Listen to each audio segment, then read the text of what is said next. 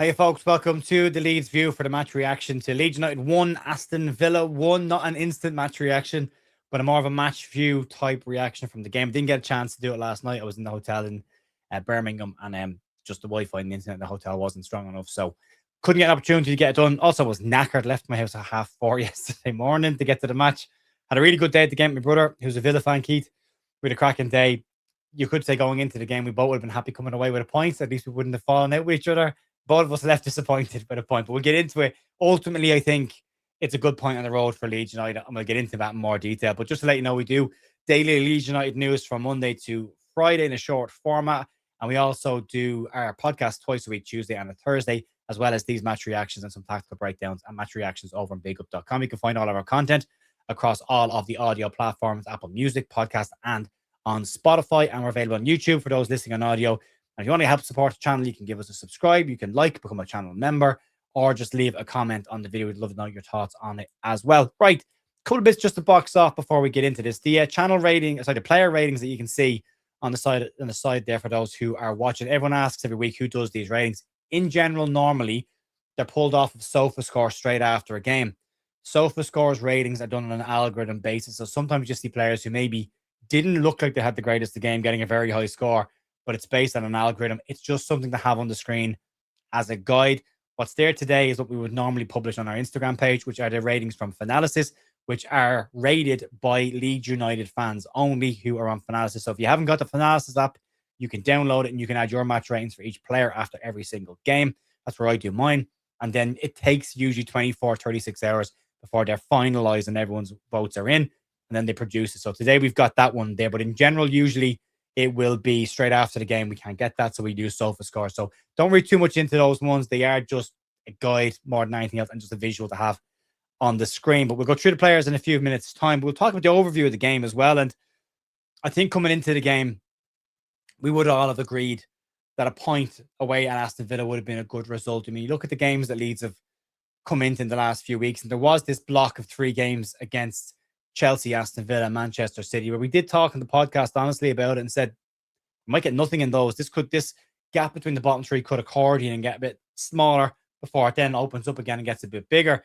But we're in a situation we've come through 2 of them and the gap is exactly the same as it was before them. So where we thought we might have been in and around the relegation zone again coming out of these 3, it doesn't look like that's going to be the case, at least right now. Even if we lose to Man City next weekend, which is not a guarantee, we still can't be in the bottom, and Spurs will have to beat Arsenal to get above us today. West Ham's result yesterday goes a huge way to easing maybe the feeling walking out of Villa Park yesterday that we maybe dropped 2 points from a winning position. Sometimes a draw can feel a draw can feel like a defeat. Sometimes a draw can feel like a win. That's between Chelsea and Aston Villa. We've experienced both of those. Forest obviously playing Liverpool, but at the time of recording, that game is just kicking off. So Liverpool are weird, so you just don't know what's going to happen in that game. But as long as Forest don't win, we as we are, and we move on with 11 games to go, another game down, another 3 points out of the way, and we keep moving forward. So I think going into the game, we would have all said a point would have been a really, really good result. As I said, the late equaliser can feel like a defeat. The equaliser against Chelsea felt like a win. And sometimes that's just the way it goes in football. We have to just deal with it. But I still think it's a good point on the road. I think picking up a point out to the 3rd place side in the Premier League, and they came at us in that second half. They really went for it, and we got pushed back. And normally I'd be critical of Leeds sitting back, and I'm probably will be a little bit critical at some point. But just from a personal preference perspective, the reality is they're a good side with very good players, and they went for it yesterday as well. And we defended really, really well to make sure we at least got out of Villa Park with a point. And you look at it, we got a point against Chelsea, point against Aston Villa, we got 3 points against Forest. Last 3 games, we've come away with 5 points. And that's nothing to be sniffed at all. And it puts us in a decent position.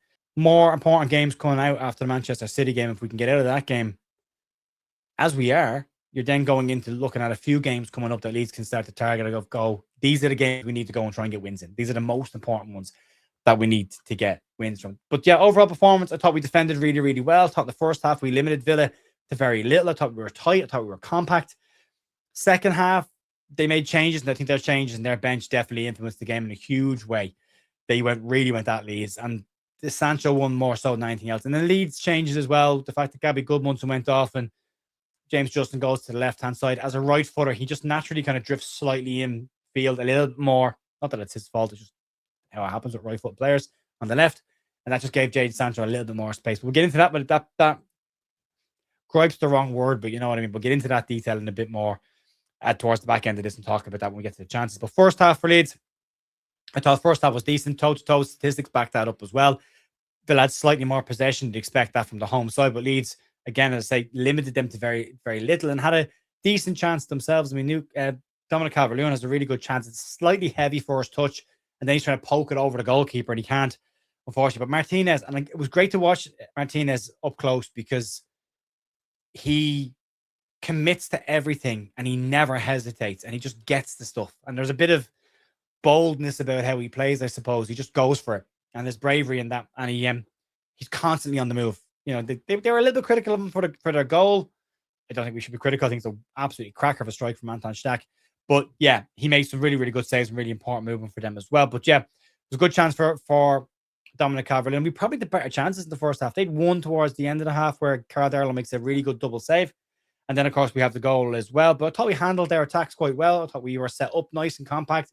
You could see it was a game where Leeds were going to try and set up to frustrate them more so than go at them.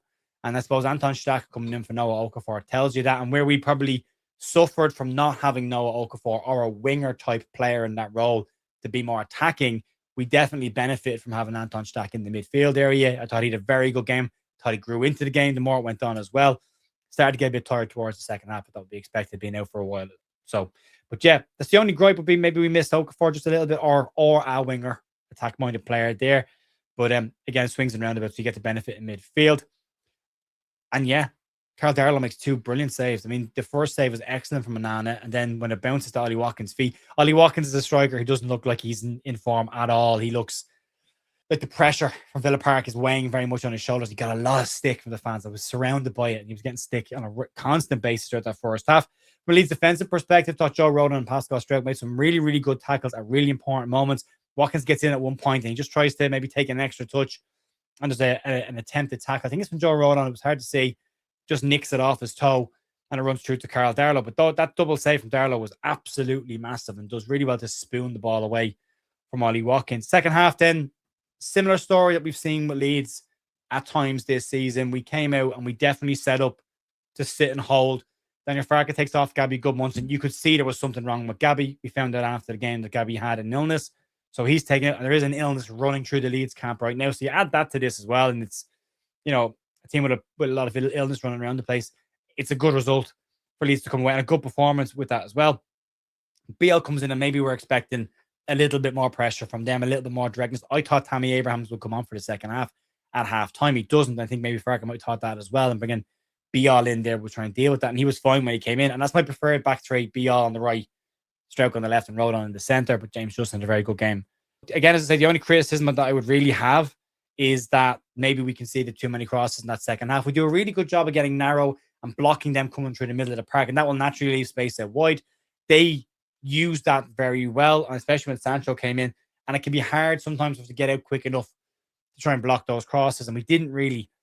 And that's the only real gripe for me is that over the last couple of weeks, there's a ton of crosses coming into the penalty area and coming in on top of the defenders. They have to deal with that, and then you're dealing with second balls and possibly scrappy situations and balls pinging off people. And that's the issue with that. But we do really well defending the middle. But obviously that leaves you with a bit of an issue out wide. The nature of that half as well, the more Villa wanted to get back into the game, the more they were going to push. Their crowd were pushing them forward. They're very vocal. The Leeds away support, by the way, phenomenal. Phenomenal. Did not stop singing for the entire game. Villa fans got into it at times, but were definitely frustrated by Leeds. But yeah, it was very much a case it was all Villa. And like you felt like the goal was coming. You felt like the goal was coming. You just drive after drive after drive, and they're coming forward. And Leeds just kept kicking the ball away. But again, normally I'd be critical of that, of going, we're giving the ball back too much. But given the situations, Leeds were just trying to get rid of the ball. And then they just couldn't get back on the ball to try and put a few passes together. We had a bit of a spell in the middle of the second half where Mecha gets his chance. But outside of that, you're clearing your lines just to give yourself a chance to get a breather. And then it would come straight back in on top of you. So considering that, I thought they defended really, really well. I thought in terms of changes for Daniel Farke, I thought maybe we could have freshened up the midfield a little bit earlier. Gruev looked a bit tired. He could throw a lot of football in recent weeks. Thought Shaq was starting to look a little bit leggy as well. Ethan Ampadu, a very good game for him as well. He's just so tidy on the ball, Ampadu. Steps in, cleans up after everyone, keeps it simple, keeps Leeds ticking over. I thought he was very, very good. But yeah, I thought that was maybe the one change you could have made a bit earlier. And then personal preference, and it's just a personal preference, I thought in the second half, a Dan James or a Willie Nanto for Brendan Aronson would have given us a chance to get out more. If we had to smash the ball clear into the corner flags, we could do that. And then James could run in. Whereas the Villa defense, pace-wise, were dealing well enough with DCL and with Brendan Aronson kind of stride for stride. Bringing on a Nanto or Dan James or something, that situation might have just given Leeds an advantage to get beyond them and push them back a bit more. But at the same time, when Metro comes on, you go 2 up top. I could kind of see the merit in that as well. But at the same time, we didn't really get enough of the ball to make enough chances for the two of them. We didn't get out enough to give them a chance. And the ball did keep going back on top of us. But Metro gets a great chance. It's a really good header for Metro. Like, he is stretching for that. Beautiful ball by Jayden Bogle. And Metro is really stretching for it. Throws himself at it. Now, from first look from where I was sitting, it's an excellent save from Martinez. You look back at the replay, Metro actually heads it down into the ground, which is a brilliant header. He wouldn't have been able to get to a corner. He's at full stretch. There's just very little chance of him getting into a corner. But he tries to put it under the keeper. But Martinez is really smart. Rather than just dive or stand in the middle, he runs at an angle towards Metro, dives, but is getting closer and closer to him, narrowing that angle, and makes a really, really good save. And it's interesting because I saw him do that a couple of times. It's not just a straight dive across his line. He comes out and then dives. Like, he makes the space smaller. A really, really good goalkeeper. And then in this game, for me, I said to my brother afterwards, a really good goalkeeper wins you points in games. And I think Martinez won them a point in that game, because if Leeds got a second, game over for me. But yeah, their goal is disappointing, but it's not any major defensive issue. I don't think you can point on anyone in the park and say he's at fault for that, or we should have done better with that. They win the first header and then just smashes off of his leg, and he kind of tries to open his body and angle it into the corner. And it goes into the one place that it could go, where we go into the back of the net, and it's over Dominic Calvert-Lewin's head, who again is at full stretch trying to stop it and can't. So, yeah, frustrating one. But again, I thought we defended really well overall in the whole game. The amount of attacks we had to deal with, the amount of balls into the penalty area we had to deal with, the amount of second balls we had to deal with, I thought they handled most of it quite well. So it is a good point for me.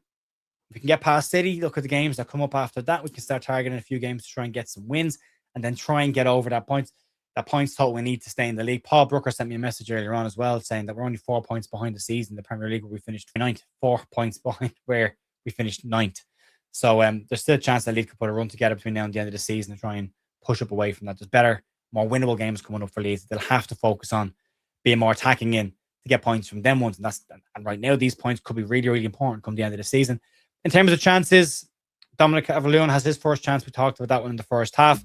Then Leeds get the free kick in the 30th minute, and Anton Stack lines up. This was really good. Not just from the fact that he whips it into the top corner from 33 yards out. Everyone, including me in the stadium, thinks he's whipping this ball to the back post. The hand goes up, then it drops, then he has to run up. The Leeds players make the run, and he's absolutely walloped it into the top left-hand corner. It's a beautiful free kick. Absolutely beautiful. There's two things with this free kick that caught me as well. Gabby Goodmunson. If you see the replay of this, go watch it. Gabby Goodmunson stands there with his hands on his head as the ball flies into the top corner, and players are running past Gabby to celebrate, and Gabby's still standing there with his hands on his head. Joe Roden runs off with his hands on his head and his mouth open. Absolute worldy. Fantastic. The whip that he gets on the ball, the curl to bend it back in under the crossbar was fantastic. And Martinez, even at full stretch, wasn't getting near that. 32nd minute, then Gruev had a bit of a half chance. Dominic Calvert-Lewin does really well to hold the ball up, turns in and out, sets it back to Gruev, and then tries to whip it with his left foot into the top corner and puts it just wide of the post. Then Villa had that chance right on half time, where David Luiz puts the ball in. It's flicked on by Tyrone Mings, and Onana gets in around the back, and it's point blank. Darlow dives out, kind of Olympic handball goalkeeper style, and saves the first one, and it drops to Ollie Watkins, who can't sort out his feet. And in the meantime, Darlow reacts really quickly and palms the ball away. Does excellently well there. He just swats it away. It was excellent. Second half, then Villa get the first chance of that 67 minutes. Buendia cuts inside, whips the ball, hits off the post. Nothing Darlow. I think Darlow would have probably saved it if it's on target. It was a good effort by Darlow to get across the goal. Comes out to Watkins, who taps it into an empty net, but he's offside, doesn't count. Then Leeds had their big chance in the second half from Lucas Meche. Stack gives the ball to Bogle. It's a wonderful deep cross from Jayden Bogle, and Meche, a full sprint, throws him, just launches himself forward at the ball. He's at full stretch as well, heads it down. Martinez comes out, makes a very, very good save. It's an excellent save. I had to do everything in my power not to react to that in the stadium. When we scored the free kick, I was sitting on my hands. And when everyone else is losing their mind around me, giving out, I'm there going, oh, well, that went in. That's a goal. Well, that's unfortunate, isn't it? And then when Metcha had his diving header, I was already starting to lean. I would have got battered if I had reacted to that. But I was trying not to. But it was a great effort. It's a really good save by the goalkeeper as well. And then the goal comes from Villa in the 87th minute. It's just the timing of when it comes, but it just felt like it was coming. And then the manner of the goal is really disappointing. But again, it's not necessarily anybody's fault. Mink gets up over Joe Rodon, gets a really good run and gets the height, heads it back across goal, and it just comes off his thigh knee area. And he just moves his body to try and redirect it, but it's not necessarily going anywhere, but it goes in one place. Anywhere else doesn't go in the back of the net, and it loops over Dominic Calvert-Lewin, who can't do anything else with it and just drops under the crossbar. It's unfortunate. It's really, really unfortunate. And Leeds had to defend for a couple more minutes after that to try and stop them getting another one. It was a strange game. I thought it'd be more niggling. There was moments where the game felt like it might boil over a little bit. There was a few big tackles. Ethan Ampadu specifically at the start of the second half went into a few of their players really hard, trying to get Leeds going again, which I love to see. But I believe Liverpool have just scored very late again. First one was ruled out. That's great for us. So yeah, a strange game, but a good point on the road for Leeds. Defended really, really well. That's the takeaway for me in this game. Yeah, it's another game. We've conceded 14 goals after 75 minutes, the most of any team in the Premier League this season. There's an issue maybe with conceding late goals in games, and people maybe say, you know, we could have had way more points this season had we not done that. But there's two teams in every single game of football, and good teams will keep making chances and keep creating them, and you can't defend forever. I don't like seeing Leeds sit back on the 18-yard line, and more often than not, I'm critical of that when we set up to do that. I didn't feel that was the case yesterday. I felt that it was the case that Villa just pinned us back and kept coming and kept coming and kept coming, and we just couldn't get out. And it was a tricky one. We can argue about the changes, and we can all disagree on that. That's personal preference, and there's no issue with that at all. If you think that he should have made slightly different changes, you're probably right. Some will say the changes he made were the right changes at the right time. Probably right. Tough game to overanalyze in that way. But I would agree. I thought they battled really, really well. I thought they defended really, really well. Am I disappointed we didn't get 3 points in the manner of their late goal? Yeah. But would I have taken a point before the game? 100%. Absolutely. I didn't think we could get anything from Chelsea, Villa, and Man City. I thought it was a very strong possibility we come out of that with 0 points. We've already got 2. Who knows what happens next week at Ellen Road against Manchester City? Then it changes. You know, then you've got Sunderland at home, Crystal Palace away, Brentford at home. And there's games where we can start to look at picking up points. 2 home games in that. If we can beat Sunderland, whose away record is terrible, we've got a real chance. Then that puts on 34 points and you're starting to move. These draws will add up if we can start to get a couple of wins. And I think they're there. We've definitely got a more winnable run in than the rest of the sides, but we've got to pick up those points. We've got to put into performances and the results against the lower sides than we've done against the higher sides. We play the way we played against Chelsea twice this year, against the likes of Burnley, against the likes of Brighton, against the likes of Palace. There's no reason why we can't get wins, but we have to approach those games like that. We have to go for it and be aggressive in those games. We can't be setting up to try and pick a point off in them. And we will probably need to pick up at least 1 or 2 more away wins this season. We've only won once away. We will need to probably pick up 1 or 2. But again, I think there are games. Who knows? Maybe go to Old Trafford and pick up a win there. No reason why we can't. So we'll see how it goes. But folks, that's it. That's your match review. Sorry it's a bit late on this one, but it does give me a chance to kind of calm down a little bit, have a proper look, and put actual statistics that are voted on by Leeds fans on the screens rather than just a SofaScore algorithm. But yeah, you can check out all of our sponsors as well. OK Jersey, we've got an 8% off code. Details of that down below. If you're looking for a World Cup shirt heading into a World Cup year, some tracksuits, there is some stuff there, as well as our affiliation with Fanatics Legion and having a sale on the home shirt right now. And we're part of the Sports Social Podcast Network, and check out our watch-alongs and our match predictions over on bigup.com. If you're not following us on Instagram, please do go over and give us a follow there, and you'll see our man of the match and our Fanalysis ratings out tomorrow night on that one.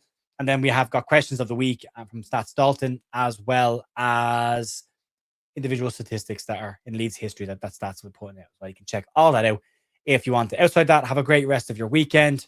Liverpool have just beaten Nottingham Forest. That's another positive result. And we'll go into next week exactly as we are and a point further ahead of Nottingham Forest. So as it turns out, at the end of the weekend, not that bad a weekend. Enjoy the rest of yours. I'll talk to you soon. See you later.